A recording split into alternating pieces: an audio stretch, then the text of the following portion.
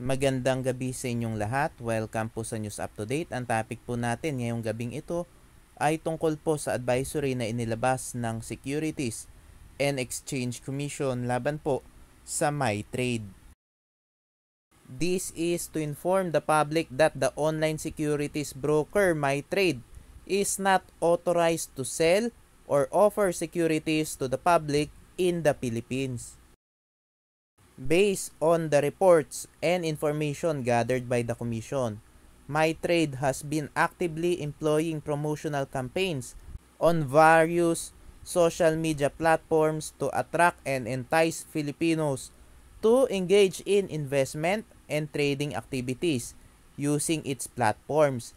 MyTrade may access or downloaded from 3 different platforms: its website, the Google Play Store, and the Apple App Store. On its website, MyTrade claims to offer the trading of financial instruments from a wide range of asset classes, to wit: foreign currency pairs, shares, foreign shares, indices, index funds, commodity derivatives, and foreign currency pairs or forex.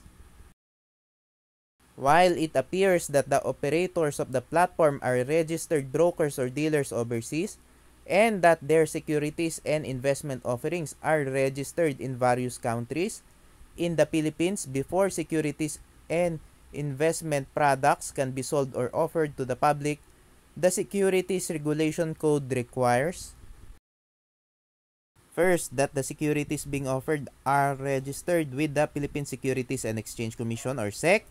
This involves filing an application for registration and providing detailed information about the securities, including the issuance price, the use of proceeds, and the nature of the securities.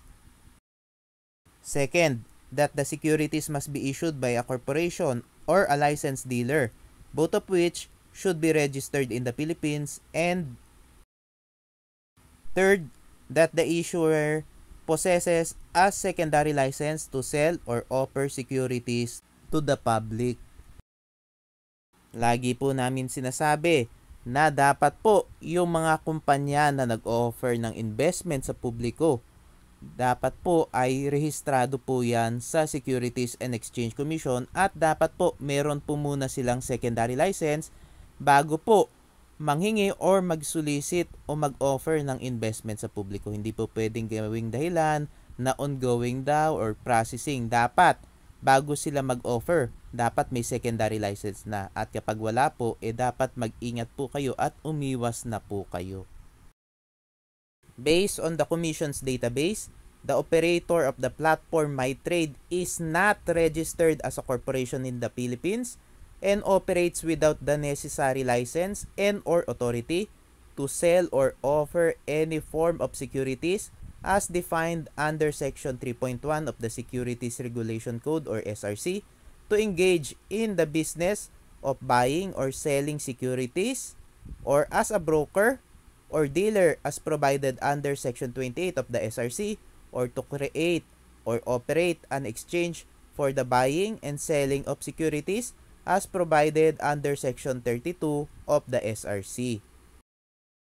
Mga kababayan, bago po kayo mag-invest sa kahit na anong foreign investment company katulad po ng MyTrade, dapat po nakarehistro po sila dito sa Pilipinas, at dapat meron din silang opisina dito sa Pilipinas, at dapat po meron po silang secondary license, dahil hindi po sila pwede mag-offer ng investment dito sa Pilipinas kung wala po silang secondary license. At mga kababayan, tandaan nyo po na kapag wala po silang secondary license at hindi rin po sila nakarehistro dito sa Pilipinas at wala din silang opisina dito sa Pilipinas, ay syempre po mahirap po yung habulin kapag tumakbo. Yun nga pong mga kumpanya na nandito na nang i-scam, mahirap na pong habulin yan, lalo na po yung mga foreign investment companies na maaaring mang-scam sa inyo. Mas mahirap pong habulin yan dahil saan nyo po sila hahabulin? Siyempre, ang operasyon nila ay nasa ibang bansa at kailangan nyo pang pumunta ng ibang bansa para mag-file ng kaso laban doon sa mga pasimuno. Kaya dapat maging maingat at huwag kayo basta-basta magtitiwala. In view thereof, the public is hereby advised to exercise caution before investing in these kinds of unregistered online investment platforms and their representatives.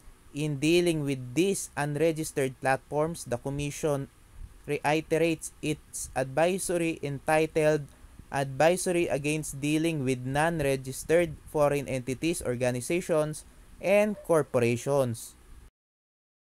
In addition, those who act as salesmen, brokers, dealers or agents, representatives, promoters, recruiters, influencers, endorsers, and enablers of the MyTrade platform in selling or convincing people to invest in this platform within the Philippines, even through online means, may be held criminally liable under Section 28 of the SRC and be penalized with a maximum fine of 5 million pesos or imprisonment of 21 years or both pursuant to Section 73 of the SRC.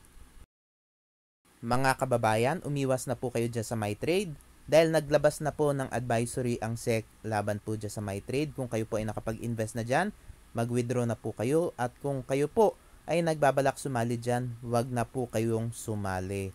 At wag na rin po kayong magre-recruit dahil pwede po kayong makasuhan. Mga kababayan, wag po kayong magre-recruit, wag din po kayo sasali, at kung nakapag-invest na po kayo, mag-withdraw at humingi na po kayo ng refund. Ito daw pong advisory ay inilabas noong September 28, 2023 pero naipublish po sa website ng SEC ngayong November. Mga kababayan, mag-ingat po kayo sa mga nagkalat na mga forex companies. Marami po yan, mga nasa ads o sa mga pinopromote ng mga influencers. Mag-iingat po kayo. Dapat i-check nyo po kung talaga ba legit, kung talaga bang nakarehistro dito sa Pilipinas, at kung meron ba silang secondary license. Huwag po kayong magpapasilaw doon sa mga pangako nila na malaki daw ang kikitain sa forex. Dapat po mag-verify po kayo dahil marami po mga scams na nagkalat ngayon. Lalo na po, papalapit na po ang Kapaskuhan at marami rin po mga scams ang magtatakbuhan dahil malapit na po ang Kapaskuhan. Kaya dapat magdoble ingat at huwag kayo basta-basta mag-i-invest. Mag-ingat po kayo sa mga scam companies dahil ang mga modus nila kadalasan ngayon ay forex trading or crypto trading. Kaya kailangan mag-research po muna kayo bago kayo sumali. Check nyo po maigi kung kumpleto sa legalities at may secondary license. At syempre, dapat i-verify po ninyo sa Securities and Exchange Commission dahil may mga kumpanya po na namimeke ng dokumento. Mga kababayan, maraming salamat po sa inyong patuloy na pagsuporta sa aking channel. God bless po.